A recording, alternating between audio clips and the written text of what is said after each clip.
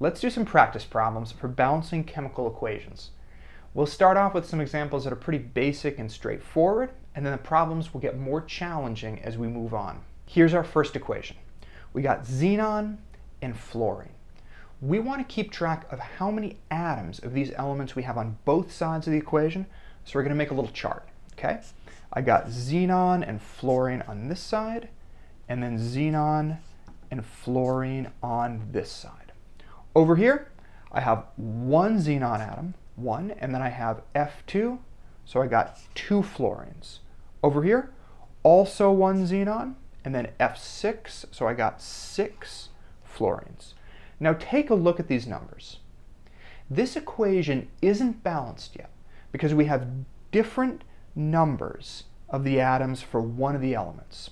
I've got two fluorine here, but I've got six fluorine here, so it's not balanced. In order to balance it, I've got to add numbers or coefficients in front of one or more of these elements and compounds to change the number of atoms that I have on the different sides of the equation. Okay? Here's how I'm going to do it. I got six fluorine here, but I got two fluorine here. So for this to balance, I need more fluorines on the left side.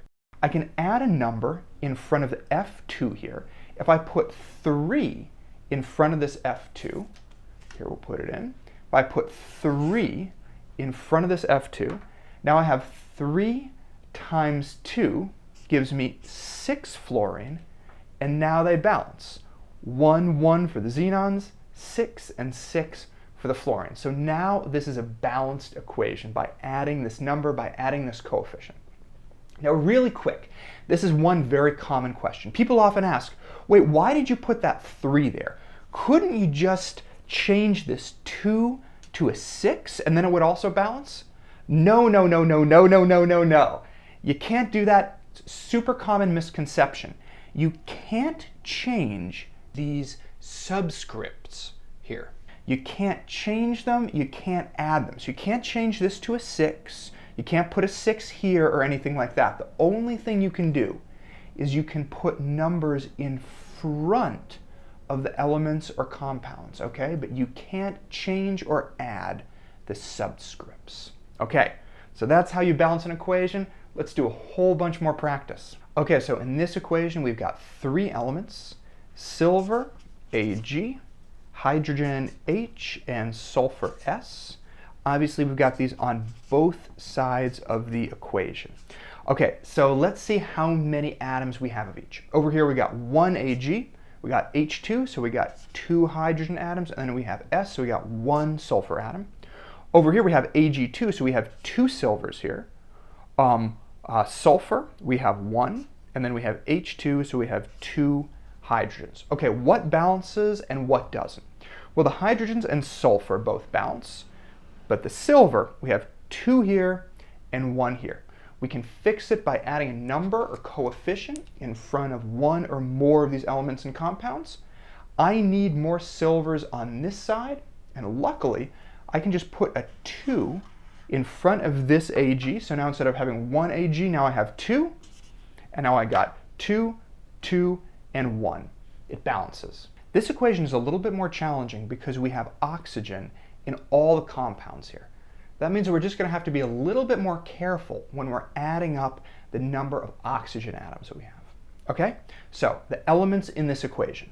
We got K, potassium, O, oxygen, H, hydrogen, and C, carbon.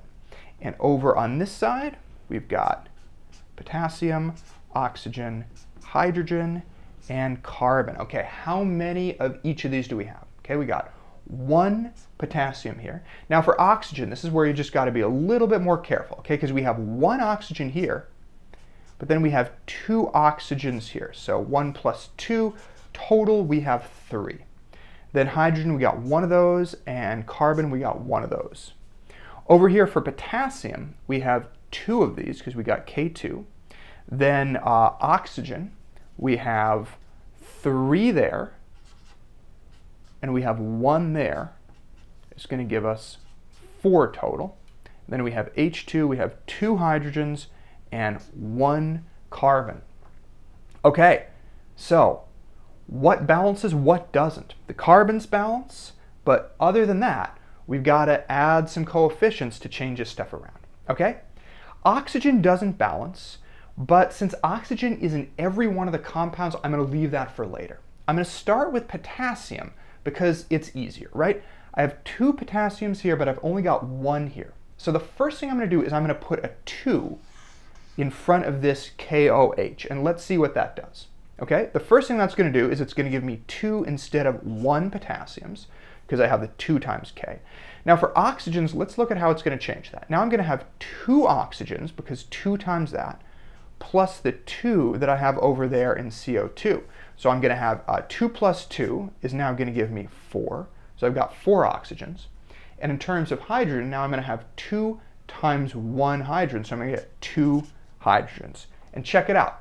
Putting this 2 here changed everything. So now I've got 2, 4, 2, 1. It all balances. Now we're going to start doing some equations that require more than one step to balance. Okay, so this one here has sodium and chlorine. Over here we got 1 sodium and we have Cl2. We have 2 chlorine atoms. Over here we have NaCl, so we have 1 sodium, 1 Na, and 1 Cl. Okay, how am I going to start?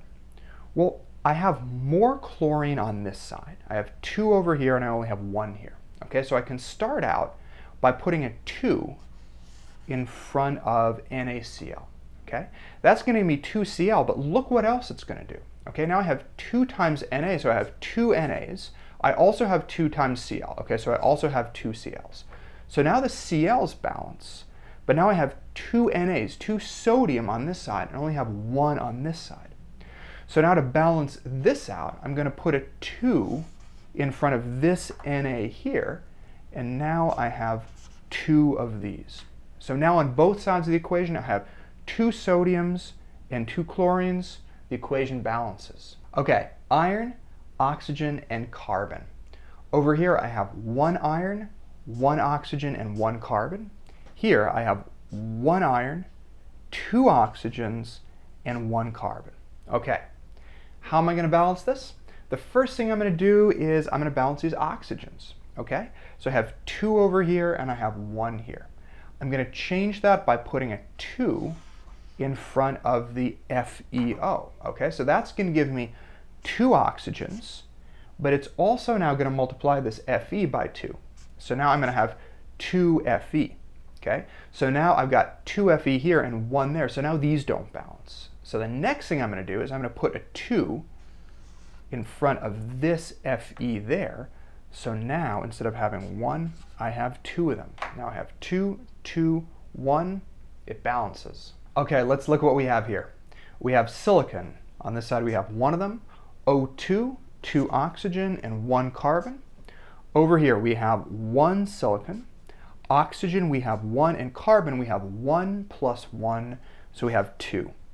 Okay, so what doesn't balance? Well, the carbons don't balance and the oxygens don't balance. I'm going to leave the carbon alone for now because it's in both of these compounds. So I kind of don't want to mess with it right now, but I could. I'm just going to start out with the oxygen. Okay, I have 2 oxygens on this side and I have 1 oxygen on this side. So I'm going to multiply the CO by 2, so that can give me 2 oxygens.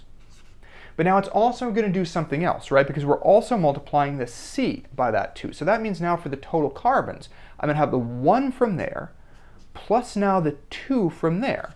And that's going to give me a total now of 3. Okay, so now I have 3 carbons here. I've got 1 carbon here, so I'm going to put a 3 in front of this carbon. That's the only carbon on this side. So now I have 3 times 1 is 3. 1, 2, and 3. And they balance. This equation has 5 different elements in it, and it also has these parentheses, so we'll talk about these in a minute. First, the number of atoms.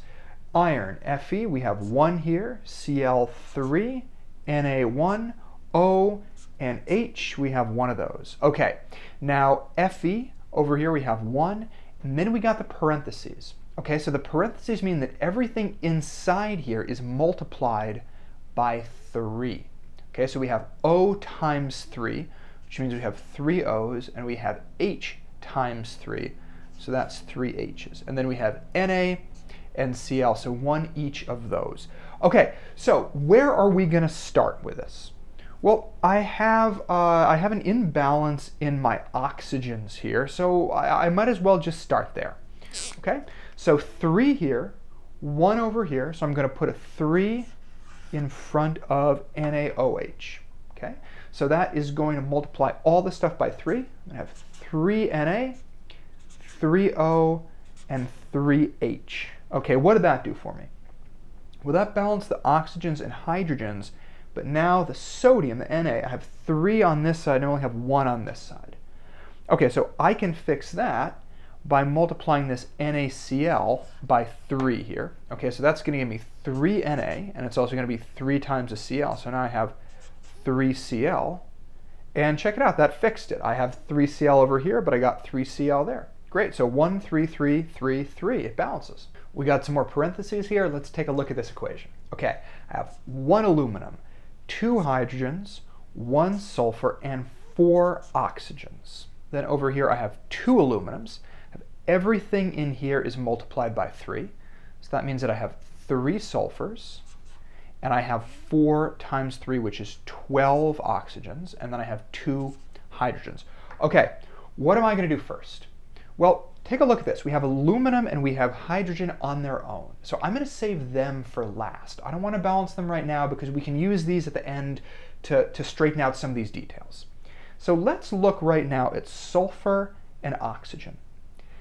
I can fix both the sulfur and the oxygen and balance them by multiplying these by 3, right? I have 3 sulfurs and 12 oxygens. So if I just multiply these by 3, I can get them to balance. So I've got sulfur and oxygen there. So I'm going to start by putting a 3 in front of that. Okay? That's then going to give me 3 sulfurs and 3 times 4, 12 oxygens. And it's also going to give me some more hydrogens. Okay, so now I got 6 hydrogens. Okay, so we got the sulfur and the oxygen to balance now just by multiplying by 3. Now my hydrogen doesn't balance. I have 6 on this side, 2 on this side. So I can fix that by multiplying the hydrogen by 3. Now I have 3 times 2 on this side, which is going to give me 6. And then take a look at the aluminum. I have 2 on this side, 1 on this side, but I can fix that by multiplying by 2 over here. And then I get those to balance and everything's good. You may have noticed these are getting a little bit more complex. It takes more and more steps to balance them. Okay, so for this we have 1 nitrogen, we have 3 hydrogens, we have 1 Cu, which is copper, and we have 1 oxygen. Over here we have 2 nitrogens, 2 hydrogens, 1 copper, and 1 oxygen. Okay, where am I going to begin with this? Well, copper and nitrogen are on their own here, so I'm going to leave them to last. I'm going to focus in on hydrogen and oxygen. The oxygens are balanced right now, but the hydrogens are not. And check out, I've got this 3-2 thing going on. I can solve that by doing a crisscross multiplication to get 6. So the hydrogens are here. I'm going to multiply this by 2, and then I'm going to multiply this by 3. Okay, what that's going to do is it's going to give me 2 times 3, 6 hydrogens. It's also going to give me 2 nitrogens. And then over here, it's going to give me 3 times 2 hydrogens, which is 6. And then 3 times 1, which is 3 oxygens. Okay, so now I've got my hydrogens balanced. The next thing that I can do is leaving copper and nitrogen for later. Let's balance the oxygens. Okay, I have 3 on this side, I have 1 on this side. My oxygen is there, so I'm going to multiply this by 3. So I'm going to do 3 times 1, get 3 oxygens. But I'm also going to get 3 times 1 for copper. Okay, so now my oxygens balance, but my copper is still a problem here. Okay, so what I'm going to do there is I need 3 on this side because I have 3 on that side, but luckily copper is by itself. So that's what I say, like at the very end you can go through and fix this stuff. So I'll put a 3 there in front of copper. So 3 times 1 gives me 3 for copper. So this balances now.